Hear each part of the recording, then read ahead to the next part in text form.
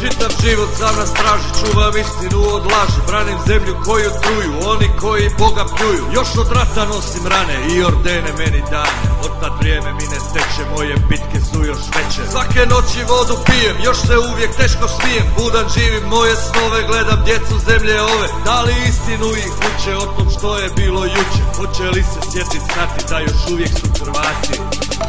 Slatki govor vječne žrtve, sotonski su stihovi.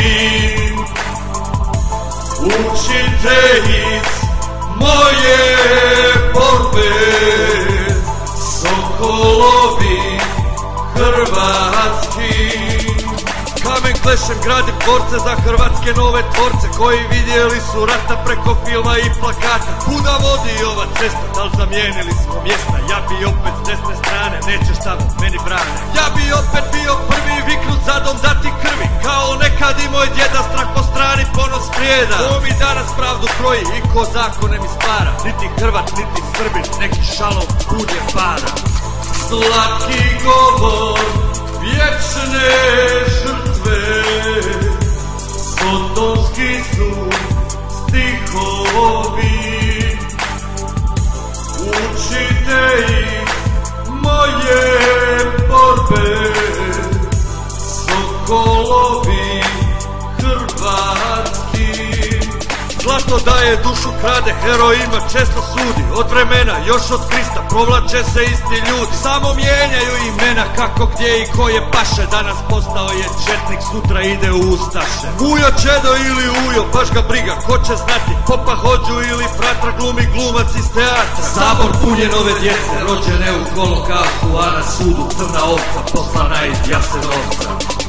Slatki govor vječne žrtve, sotonski su stihovi.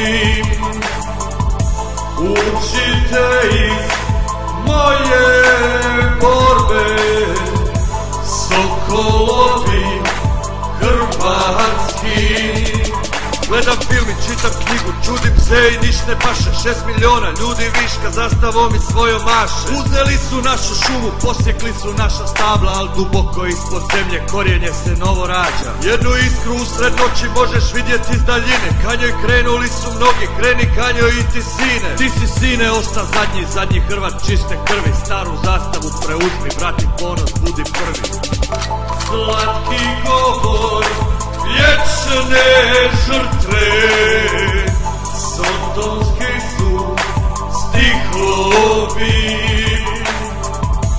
Učite ih moje borbe, sokolovi hrvatski.